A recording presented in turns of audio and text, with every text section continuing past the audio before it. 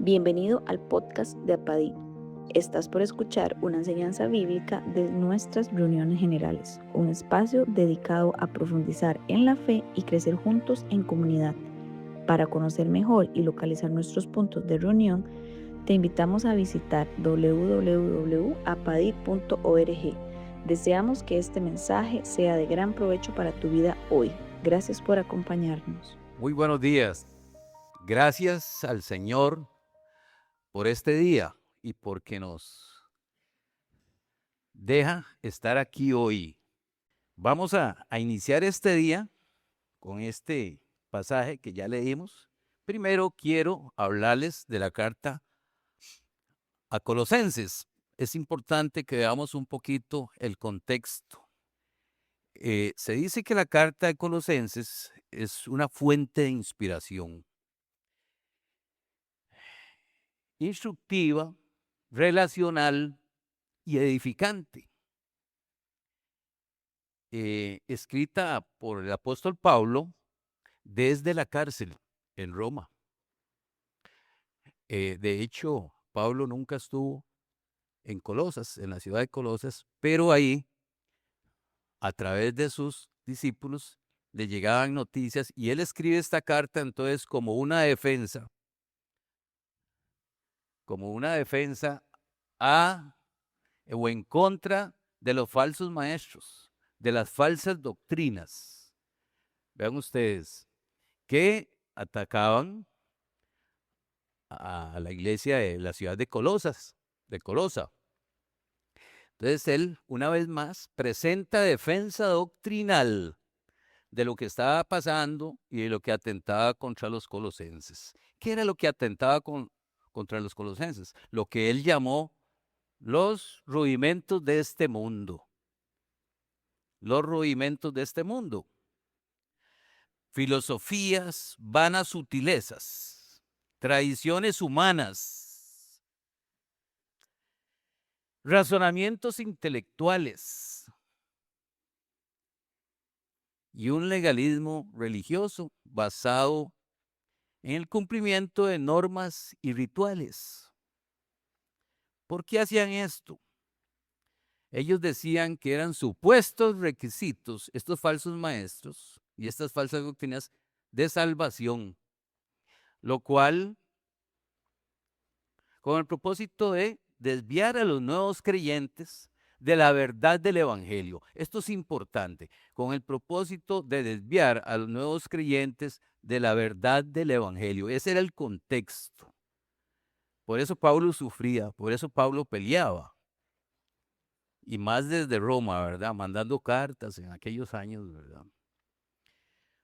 Al querer desviar a los nuevos creyentes de la verdad del Evangelio, significa, o por lo tanto es, de la persona central y razón de ser de los cristianos, que es nuestro Señor Jesucristo.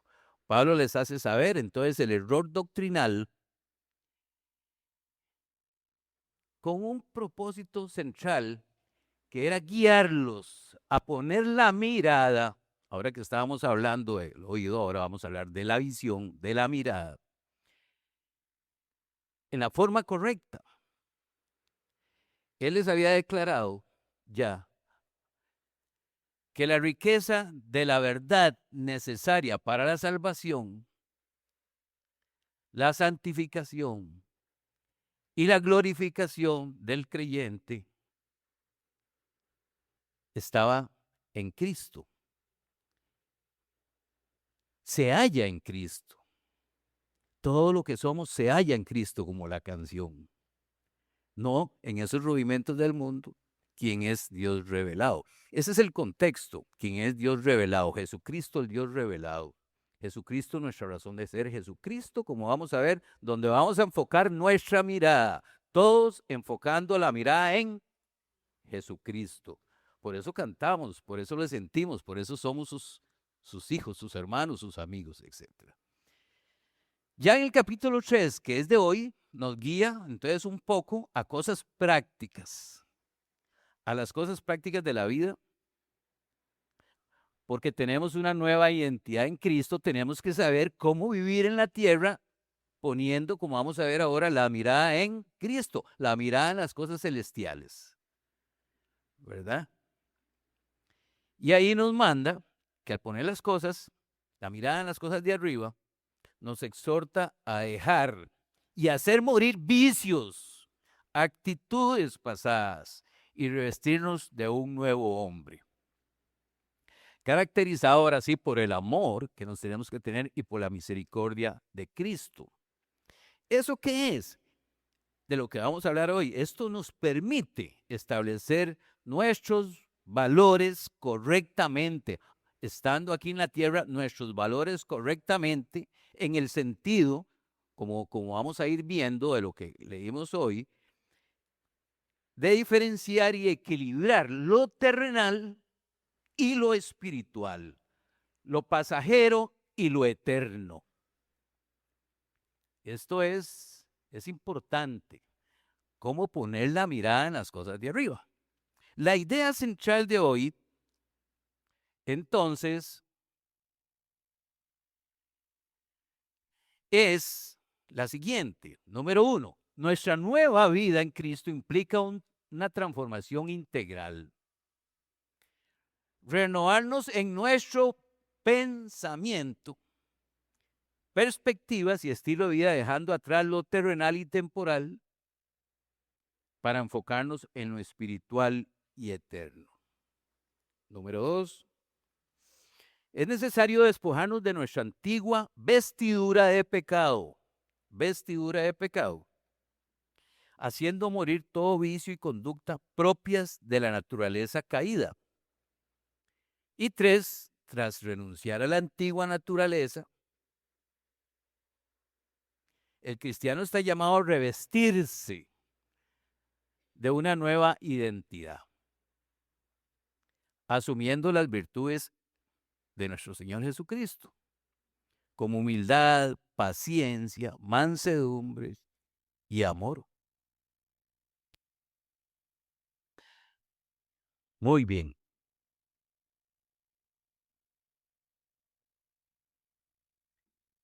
Esos cantos me llegaron mucho porque esos cantos estaban centrados en la persona de Cristo, no en otras cosas. Si ustedes se fijaron, ¿verdad? Él es nuestra razón de ser, a Él adoramos, Él es por el que estamos aquí hoy.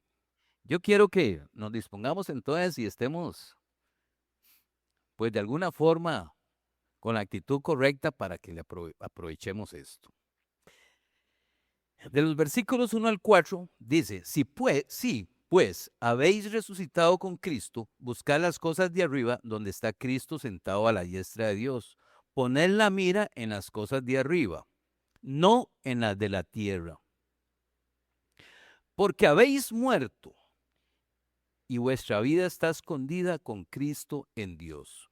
Cuando Cristo vuestra vida se manifieste, entonces vosotros también seréis manifestados con Él en gloria. Entonces, ¿qué es lo que nos dice Pablo? Pablo lo que nos manda o nos insta es a buscar las cosas de arriba. Las cosas de arriba. ¿Pero qué es buscar las cosas de arriba? Donde está Cristo sentado a la diestra de Dios. ¿Qué es poner la mira en las cosas de arriba? Podemos decir que significa que debemos cultivar una disposición interior correcta que nos permita apuntar hacia las cosas del cielo. Una disposición interior. Un día de estos hablábamos que si estamos en una reunión, bueno, en las de trabajo hay veces cuesta concentrarse en las reuniones de trabajo, ¿verdad? Más cuando estamos cansados o el tema no nos gusta. O en una reunión familiar o qué sé yo. Siempre tenemos que tener una disposición correcta de las cosas, si no, no la aprovechamos, si no nos dormimos, si no nos desconcentramos, nos aburrimos. Bueno, pues poner la mira en las cosas de arriba es andar el día a día con una disposición interior correcta y mirar las cosas espirituales. ¿Pero cómo? ¿Cómo es esto? Como una brújula que sirve de guía, porque la aguja apunta al norte y nos guía. El creyente debe orientarse, debemos orientarnos apuntando nuestra mente al cielo, en lo eterno y no en lo terrenal. En lo eterno y no en lo terrenal, como suele suceder desdichadamente. Entonces, ¿cuál es la clave de todo esto? La clave es vivir en la tierra conscientes de que nuestra vida está escondida en Cristo.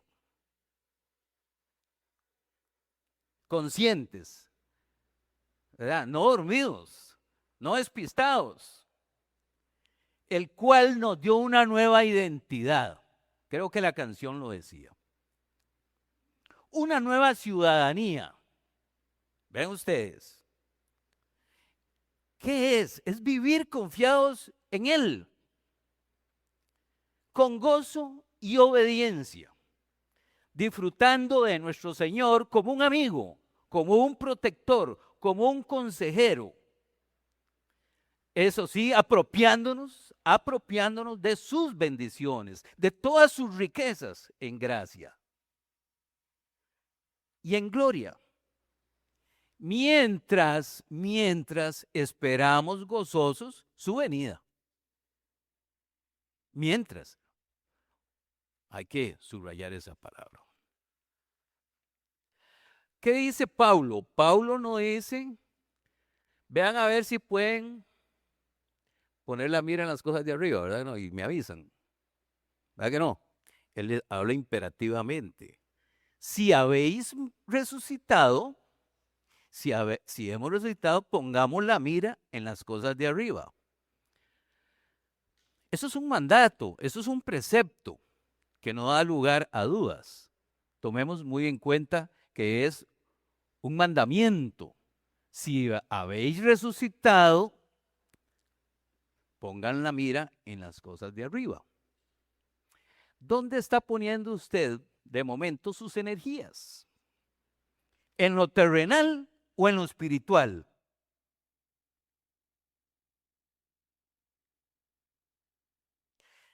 ¿Eleva usted su mirada a lo espiritual, enfocando sus objetivos en la eternidad? Voy a leerles una reflexión muy bonita para ayudarnos a conectar con el corazón del tema. Hay personas que viven diferente, no porque su vida sea más fácil, sino porque su mirada apunta hacia otro lugar, como el águila que no pelea con el viento. Lo usa para volar más alto mientras el mundo se afana en lo que hay en el suelo. Ella sube y desde arriba todo se ve distinto. Como el navegante en medio de la tormenta, las olas golpean el cielo, está oscuro, pero su mano sostiene firme la brújula. No mira la ola que lo sacude, mira la luz del faro que lo lleva a casa.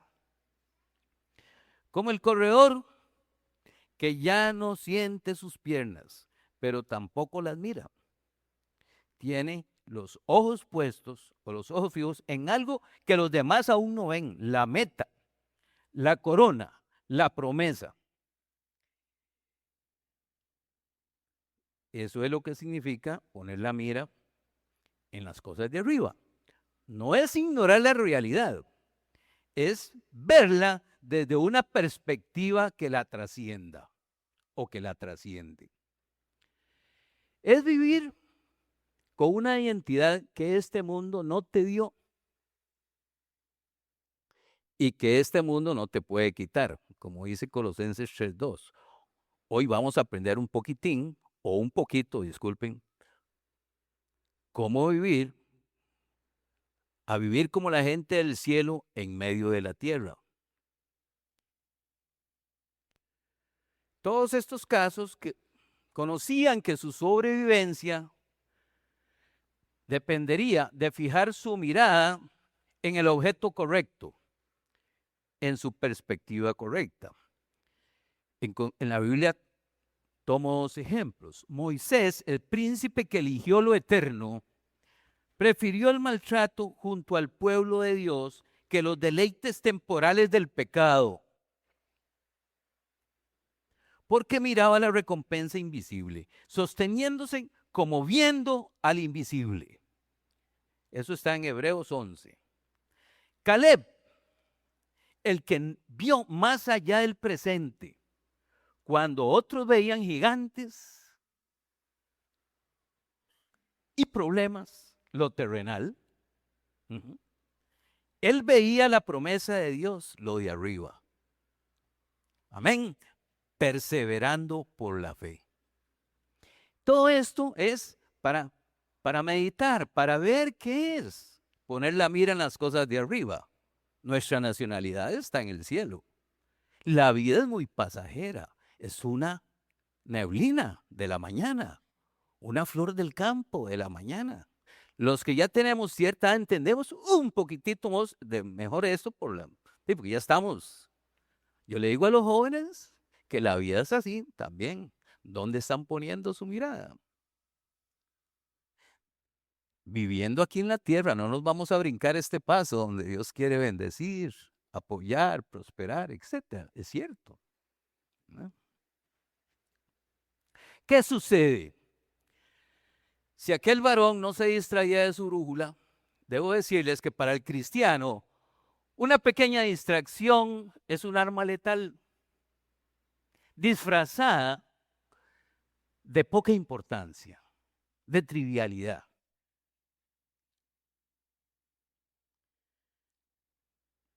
De las modas, de los afanes, de las redes, de las cosas materiales. Una pequeña distracción se va acumulando. Entonces el mensaje es: no permita desde ya que su alma sea atrapada por esto. Asuma hoy una mentalidad eterna. Blinde su enfoque visual, valga la redundancia, en Cristo. En Cristo. Pregunta: ¿dónde tiene usted fijada su mirada?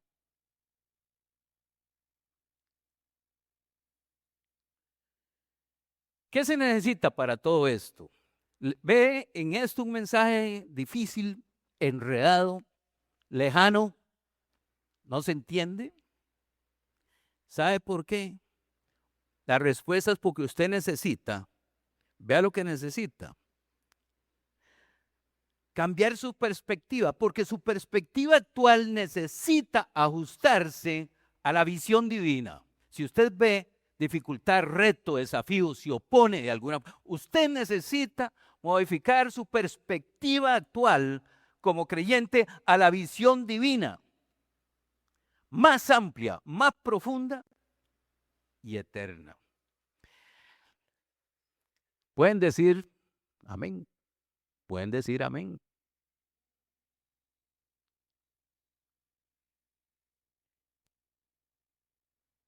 Vamos a hablar un poco del asunto de la renovación de la mente, del pensamiento. ¿No es cierto? Estamos hablando de eso. Somos el pueblo de Dios. Hay una canción que lo dice: su sangre nos redimió. Estamos unidos a Cristo en su muerte y su resurrección. Por tanto, debemos renovar nuestra mente para vivir en santidad. Este mensaje es de santidad, de pureza. Este mensaje es de eso. Este mensaje no admite esas vanas filosofías. Este mensaje es para que la gente Y se aplica hoy, igual que en Colosenses, ¿verdad? Para que busquemos santidad, para que no nos conformemos a este mundo, en el pecado, en sus actuaciones, en sus modas, en lo que nos infiltra, como infiltraban las falsas doctrinas a la iglesia de Colosas. Por tanto, debemos renovar nuestra mente en santidad. En eso estamos aquí hoy y no conformarnos a este mundo, viviendo nuestra nueva identidad en obediencia. En obediencia. El hecho de que nuestras vidas están escondidas en Cristo. Ustedes saben que una de las mayores frases en la Biblia es en Cristo, en Cristo, en Cristo.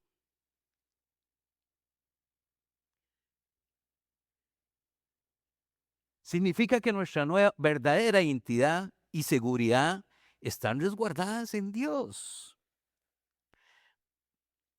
Hay una consecuencia práctica de conocer esto y aceptar esto, de lo que hemos aceptado como pueblo de Dios. ¿Saben cuál es?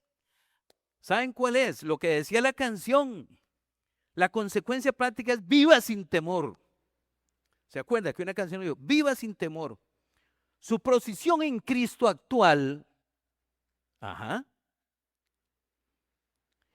es su mayor protección y victoria. Porque estamos en Cristo. Si habéis resucitado, pongan la mira en las cosas de arriba, donde está Cristo sentado a la diestra de Dios. No pongan la mira en las cosas de la tierra, porque habéis muerto y vuestra vida está escondida en Cristo Jesús. Cuando Él se manifieste, sus hijos, sus elegidos, sus amados, seremos manifestados en su gloria. ¿Qué dice Efesios 2, 4 al 6? Efesios 2, 4 al 6. Vamos a esperar.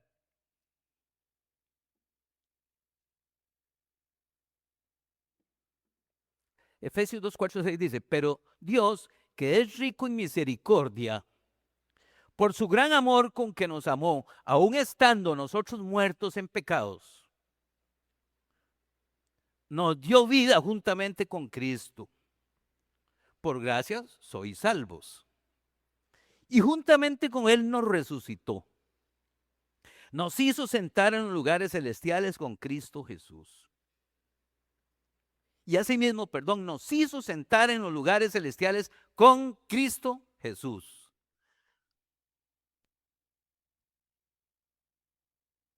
Eso es así es como conocemos nuestra nueva identidad, ¿o no? No es así.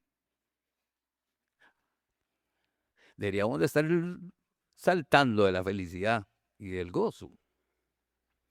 Meditemos entonces en los atributos del que nos llamó.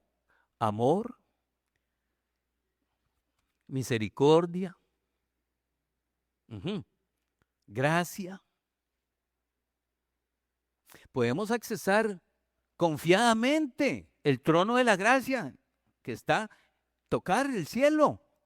Allá podemos llegar confiadamente, dice Hebreos, al trono de la gracia. ¿Quién ha ido en estos días confiadamente al trono de la gracia para encontrar misericordia y hallar gracia para el oportuno socorro? ¿Cierto? Una de las frases más repetidas decía es en Cristo, comillas, en Cristo. Muchas veces dice la Biblia en Cristo. Es en Él donde fuimos creados, elegidos, redimidos, santificados. Nuestra nueva vida y nuestra resurrección están seguros en Él. Al estar en Cristo, el viejo hombre ya fue crucificado, rompiendo el dominio del pecado que había en nosotros, garantizándonos que una santificación posicional. Somos santos apartados para Él. Eso es un cristiano. El cristiano no ocupa entonces un montón de ritos, un montón de ideas judaizantes, que si es esto, que si es el otro, que si es aquí, que si es allá, que si coge un día, que si no coge otro día, que si no come, que si no toque. No, eso no. Cristo Jesús. Por favor, entendamos esto de una sola vez y para siempre. Es Cristo Jesús. En Él nos fue dada toda la plenitud de la deidad. Entonces, ¿qué es lo que pasa? Se oyen cosas, se oyen voces igual que en Colosas. Me llamó la atención profundamente esto, 2000 años después. ¿Con qué propósito? ¿Con qué objetivo?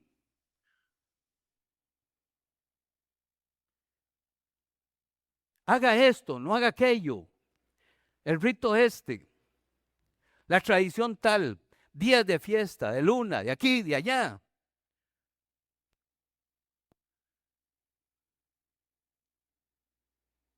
La verdadera vida del creyente está segura, protegida y unida inseparablemente a Dios a través de Jesús.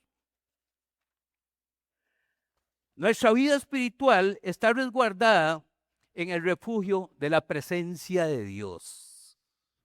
¿Quién dice, sí creo?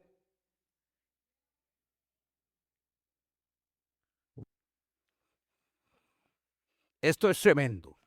Esto es tremendo. Piénselo, medítelo ahí. Protegida de la destrucción eterna y del enemigo en Cristo. Preservados de la condenación.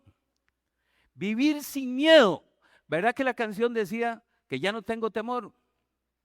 Sabiendo que el propósito divino está seguro.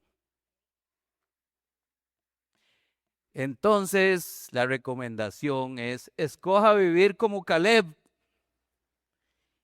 quien vio más allá del presente.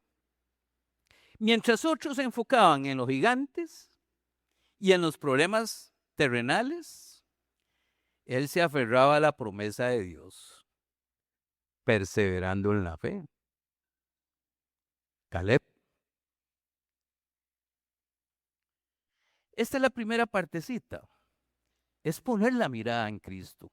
Es poner la mirada en las cosas celestiales, en nuestra ciudadanía. Mensaje del 5 al 11. Voy a leerlo. Primero debo decirles que tiene dos partes. Hacer morir y dejar. Hacer morir y dejar. Haced morir, pues, lo terrenal en vosotros, fornicación, impureza, pasiones desordenadas. Como dirían los señores de antes, aquí se puso buena la cosa. Va quedando casi nada de Marvin Barrantes hasta que se deshace, ¿verdad? Haced morir, pues, y de cualquiera, ¿verdad? Lo terrenal en vosotros. Como una sandijuelilla cuando le echan la sal, ¿verdad? ¿Por qué están tan serios? Estoy hablando de la palabra.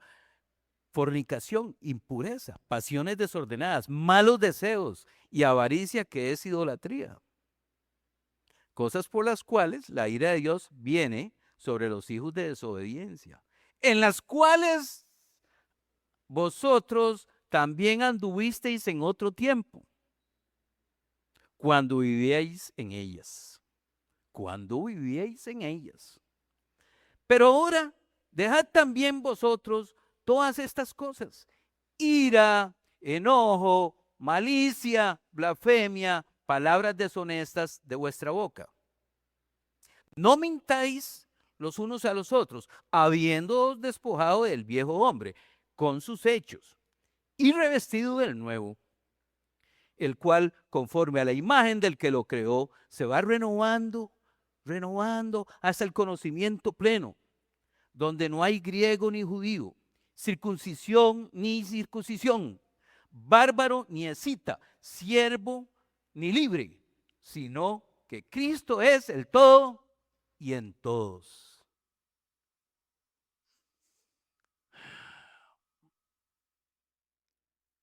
Llama la atención cómo este era multisocial o multicultural. Dice al final que cada uno se va a ir renovando, como dice aquí, pero habla de que ya no vale la circuncisión ni la incircuncisión, así lo dice, donde no hay griego ni judío. Los griegos y los judíos eran, ¿verdad?, el top ahí, ¿verdad? Los judíos descendientes de Abraham, los griegos los de la filosofía, los circuncisos y los circuncisos, los bárbaros, ni escita, aunque los escitas también se dice que eran un poco bárbaros. No había ni siervo, ni libre. ¿Cómo se llevaba un siervo con uno libre o un esclavo con no se hablaban, no se llevaban? Igual que un griego y un judío, igual que el otro y el otro. Eso era una mezcla. Hay una mezcla en el cuerpo de Dios. Hay una gran mezcla. Descendientes de una cosa, provenientes de otro país, etc. Pero ahí nada vale. Empiezo por el final. Sino que Cristo es en todo y en todos. Pero yéndonos al versículo 5, dice, haced morir. Número 1. Vamos a empezar ahora bien. Es una orden drástica. Matemos, hagamos morir. Se refiere entonces a los pecados internos, en primer lugar. A los pecados internos relativos o concernientes, relacionados con la sensualidad y la avaricia. Y la avaricia. O lo que es lo mismo, avaricia, idolatría. Ídolos, toda clase de ídolos, ¿verdad? Entonces implica cortar de raíz con la lujuria. Con la lujuria. Y por supuesto con el deseo egoísta, que significa avaricia. Es un deseo egoísta.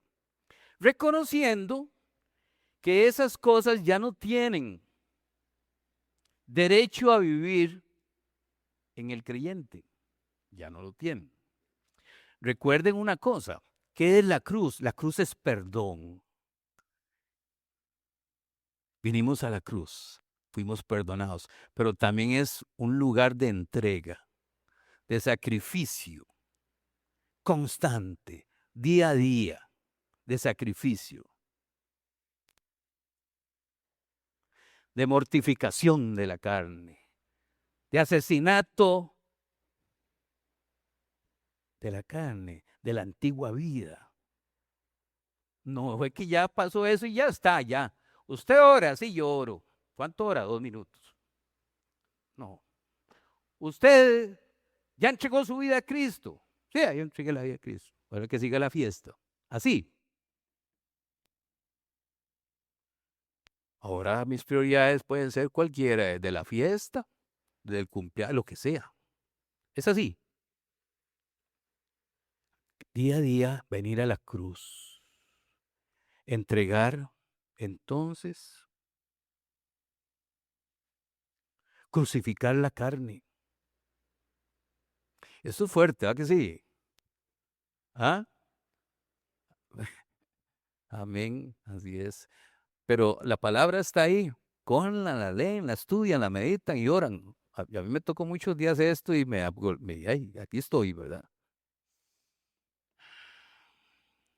Crucificar la carne es una muerte voluntaria en la cruz a la antigua naturaleza pecaminosa, aunque ahí va a existir, pero ella quiere aflorar las pasiones y los deseos egoístas, las pasiones sensuales y los deseos egoístas, es igual a la avaricia.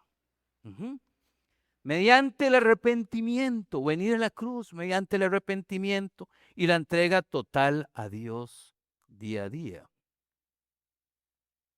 Dice el versículo 6, cosas por las cuales la ira de Dios viene sobre los hijos de desobediencia, y en los cuales vosotros también anduvisteis en otro tiempo, cuando vivíais en ellas. La ira de Dios no es una explosión, un impulso colérico de Dios, no, sobre al que le cae mal, no, esa no es la ira de Dios. La ira de Dios viene, como una respuesta ecuánime y determinada de un Dios justo contra el pecado. De un Dios justo es una respuesta ecuánime y determinada de un Dios justo contra él. Así viene. Gálatas 6:7, ¿qué dice? No se engañen. Dios no puede ser burlado. Porque todo lo que el hombre siembra, todo lo que el hombre siembra, y por esas cosas, allá por aquellas que pasaban, venía la ira de Dios sobre los hijos de desobediencia. ¿O será las que están pasando?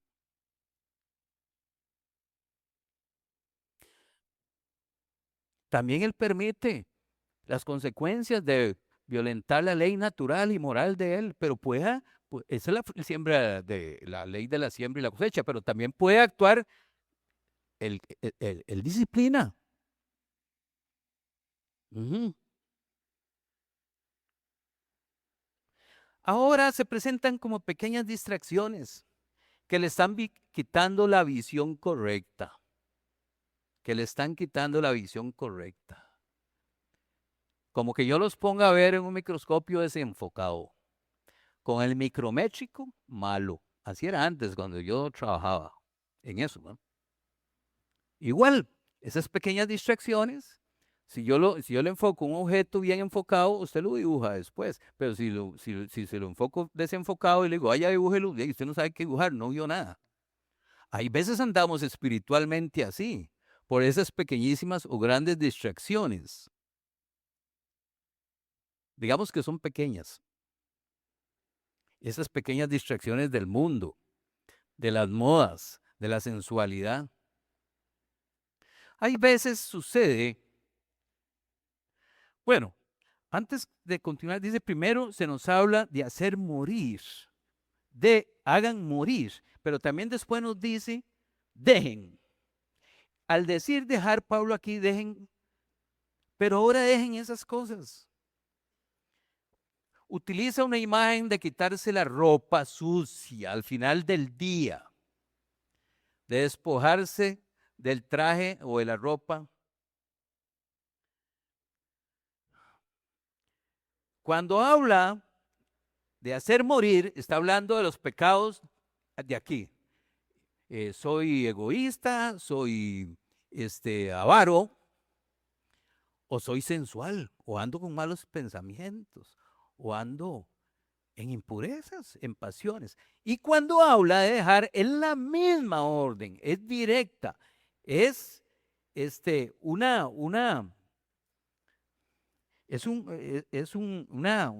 orden directa.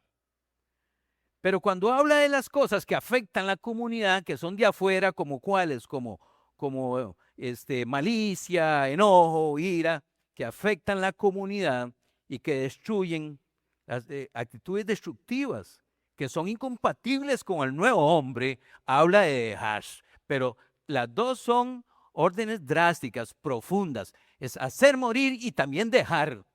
Y también dejar, usa diferentes metáforas, depende de lo que sea. Una para los pecados más internos y otra que hay veces son más disimulados para los pecados más abiertos. Hablar feo, gritar, enojarse, ofender. Entonces, eso es algo definitivo y profundo. Es radical. La cuestión es despojarse de él usa esa metáfora de despojarse de las vestiduras sucias. Al final del día, la ropa sucia, usted llega y se la quita y se pone una ropa limpia. El cristiano se quita, dejar es quitarse esa ropa sucia y ponerse la ropa que Dios quiere que vista, que Dios quiere que usted vista.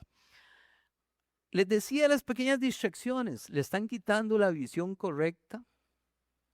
¿Se permite usted ciertos privilegios, pecados, que son distracciones? A la gente eh, en Colosenses, a veces no le gusta. Y dicen que hay algunos lados que no la predican, porque nos llama a cuentas. A veces sucede que salen por ahí cosas como estas en nuestra vida, ¿no es cierto?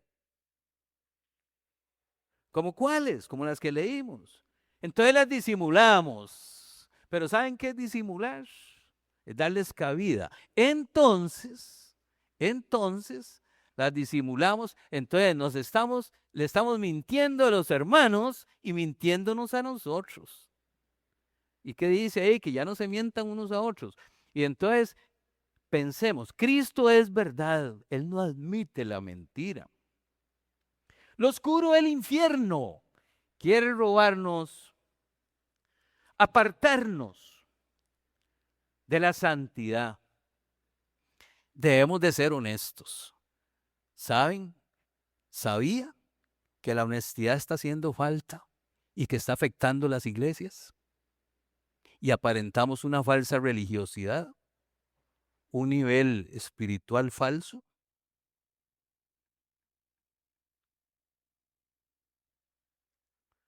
Cosas por las cuales viene la ira de Dios sobre los hijos de desobediencia. Quitarse de encima actitudes destructivas que ahora son incompatibles con el vestido de Cristo. Hay una orden de despojarnos, es radical. Se utiliza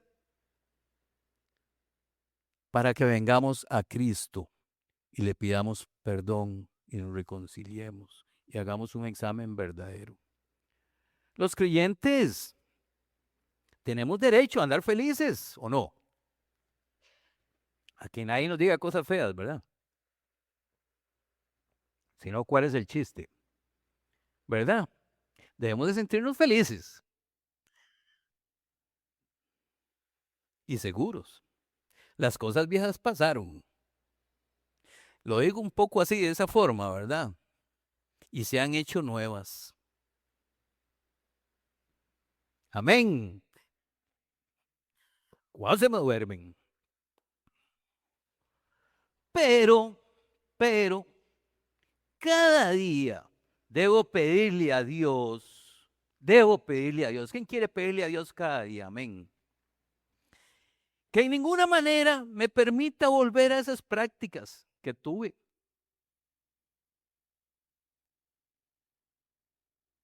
Yo puedo saber mucha palabra, saber mucho de algunas cosas, de muchas cosas, puedo saber. Pero hay algo esencial. Tener humildad delante de Dios y los hermanos. Humildad. Tener humildad delante de Dios implica evaluar tus decisiones. Si sigue basándose en criterios antiguos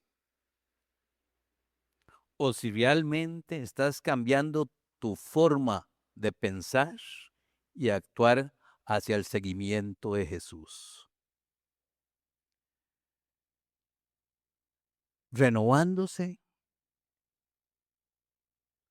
en su mente. Presenten sus cuerpos en sacrificio. Ya no vivan de acuerdo al mundo, sino permitan ser renovados por la transformación de su entendimiento, para que comprobemos cuál es la buena voluntad de Dios, agradable y perfecta. ¿Realmente estás cambiando tu forma de pensar y actuar hacia el seguimiento de nuestro Señor Jesucristo? Conteste. Es renunciar a la mentira, a la hipocresía, a la falsa espiritualidad. Y en cuanto a la avaricia, es no otorgar su seguridad a las posiciones financieras o materiales. Es que usted tiene que evitar colocar sus afectos y su lealtad donde no debe, por causa de sus bienes materiales o de sus ídolos, porque la avaricia es idolatría. Versículos 12 al 15. Vestidos pues como escogidos de Dios, santos y amados, de entrañable misericordia, de benignidad, de humildad, de mansedumbre, de paciencia, soportándoos unos a otros y perdonándoos unos a otros si alguno tuviere queja contra otro. de la manera que Cristo os perdonó, así también hacedlo vosotros. Y sobre todas estas cosas vestidos de amor, que es el vínculo perfecto. Y la paz de Dios gobierne en vuestros corazones, a la que asimismo fuisteis llamados en un solo cuerpo, y sed agradecidos. Normalmente, ¿qué es vestirse? ¿Qué es la ropa? ¿Qué significa la ropa? La ropa es, dicen, un lenguaje no, ¿cómo es? No verbal, que simboliza un estatus social, una condición económica, un estado de ánimo, etcétera. ¿Cómo éramos espiritualmente hablando? ¿Cómo eran nuestros trajes? Eran andrajosos, malolientes, tejidos con telas de toda clase de faltas y de pecado y de desobediencia. Muy sucias. Así eran espiritualmente, así éramos. Pero usted decidió vestirse con las vestiduras de Cristo.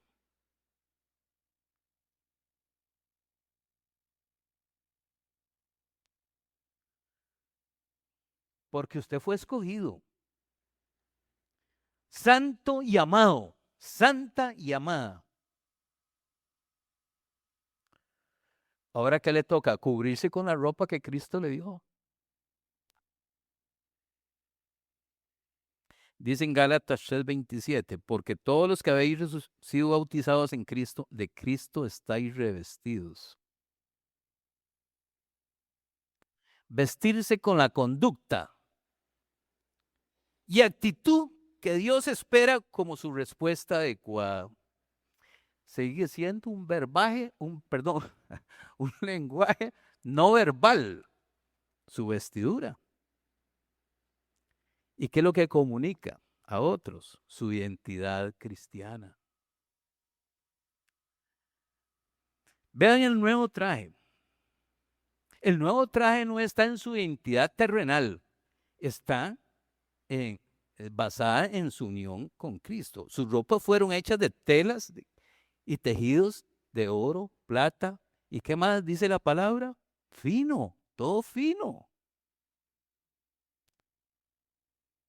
Tejidos con los hilos de la santidad de Dios y preservados por el Espíritu Santo. En vez de la ostentación, de entrañable misericordia,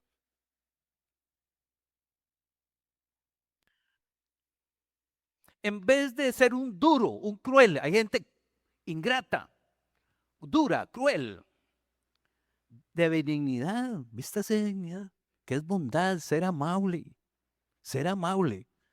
A algunos nos cuesta. En vez del orgullo, de humildad, no buscar la propia gloria.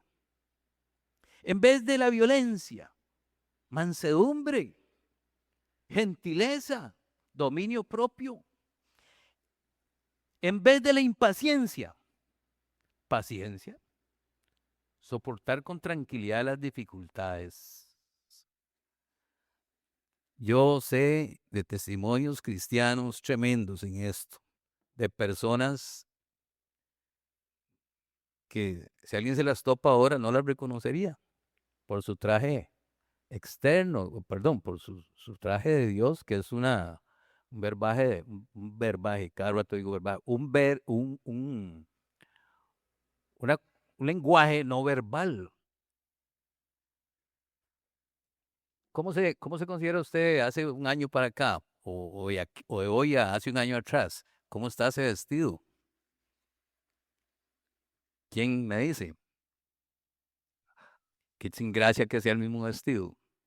O de cuando era inconverso ahora. Qué chiste, ¿verdad? Pero hey, sí hay que ir a la boutique, ¿verdad? Comprarse un traje terrenal. Ese sí, bueno, sin críticas. Hay que mudarse bien, ¿verdad? Hay que ponerse guapa y guapo. Ujú. Entonces, ahora va a demandar menos y a dar más. A tolerar, a soportar, a amar. practique perdonar de la manera que Cristo lo perdonó o nos perdonó. Practique.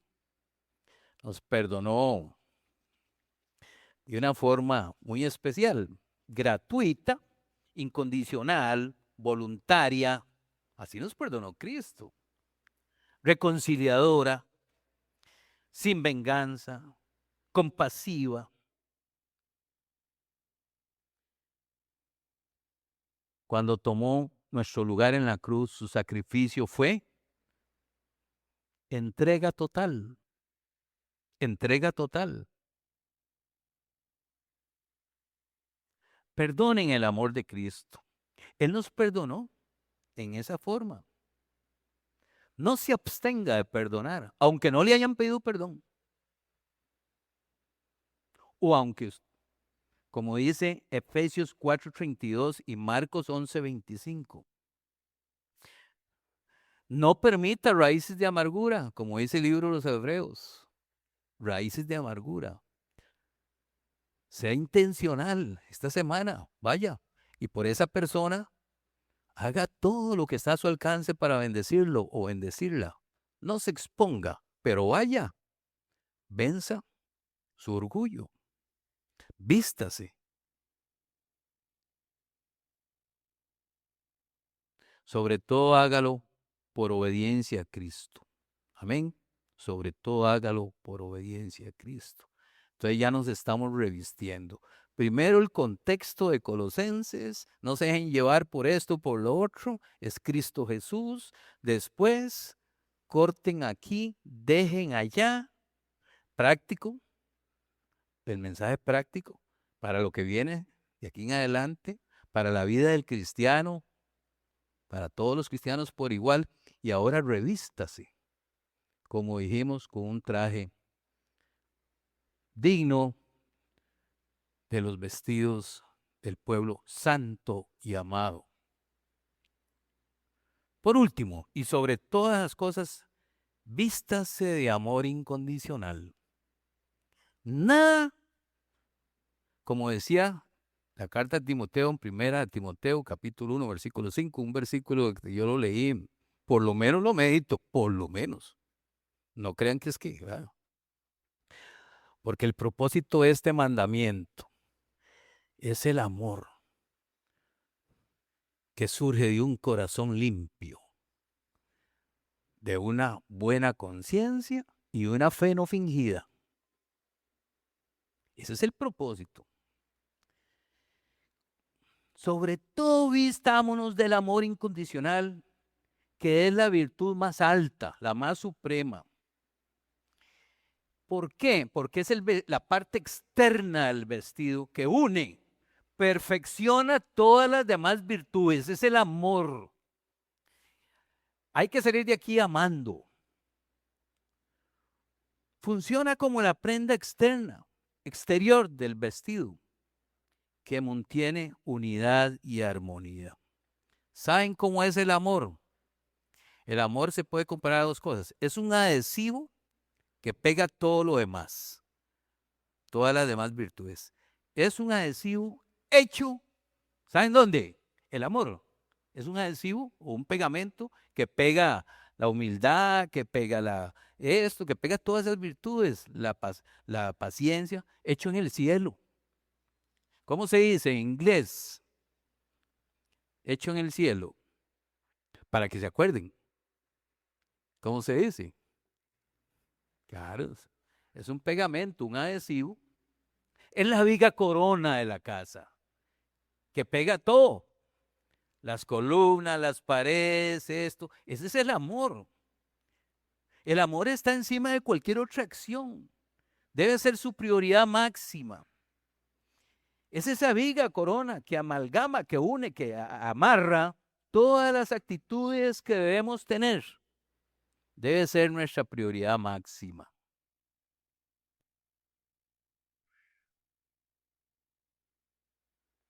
Para que sostenga la casa, se pone la viga corona. Ese es el amor.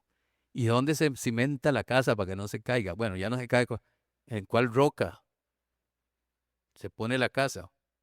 Como el hombre sabio, ¿Sobre la arena o sobre la roca? ¿Dónde se pone la casa? ¿Y quién es la roca? Se dice que es el vínculo perfecto porque une a los creyentes en armonía. Representa alianza y fidelidad y une a la iglesia. Qué lindo, ¿verdad? ¿Falla usted en amar a los demás? ¿No quiere incomodarse? Eso del discipulado. Eso es complicarse la vida. Padecer yo, amar yo. Cuidado porque esa distraccioncita es peligrosa. No quiere complicarse y tener que padecer por alguien porque no lo soporta. Cuidado de no vestirse como santo y amado.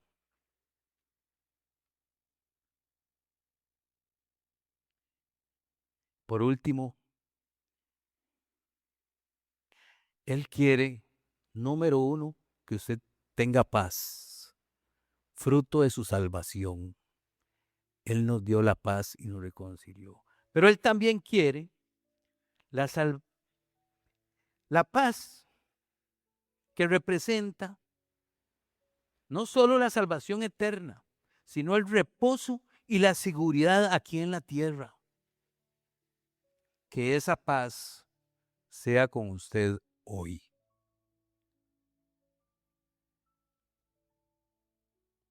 Por último, algunas conclusiones.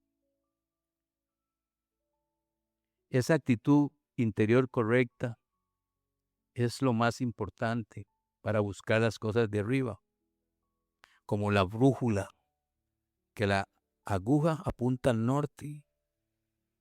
El cristiano debe ser guiado por las cosas del cielo, donde está Cristo. Eso requiere es un asunto de la mente. Primero debe entender las realidades espirituales expuestas en la Biblia. Entender todo lo que incluye la nueva vida del creyente. Meditar en qué hace usted intencionalmente para alinear sus pensamientos, afectos, valores con Cristo en la eternidad, en lugar de lo temporal y terrenal. Yo le digo a los jóvenes hoy, si algo mantiene o nos ha mantenido algunos mayores que estamos aquí, por la misericordia y la gracia de Dios, es haber puesto la mira en las cosas de arriba. Nos ha costado y nos seguirá costando, pero aquí estamos.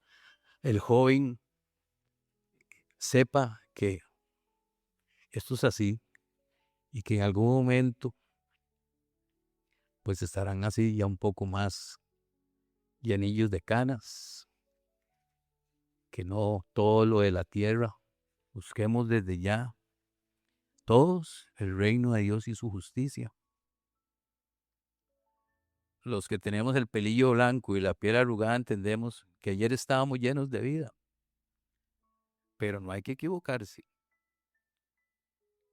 Todo en la tierra pasa en un segundo y viene una eternidad con Dios. Enfrentemos ese proceso de renovación conforme a la imagen del que nos creó,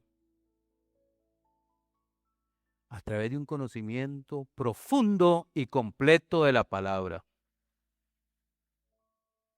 Sin ello no hay renovación. Esta renovación busca la unidad y el crecimiento de la iglesia, porque todos pertenecemos a un mismo espíritu. La comunidad de fe está conformada por personas muy diferentes, pero con un mismo espíritu. El proceso de crecimiento es como una espiral que se extiende hasta el cielo. Pero esto solo es posible mientras escojamos vivir de acuerdo a lo que entendemos. Amén.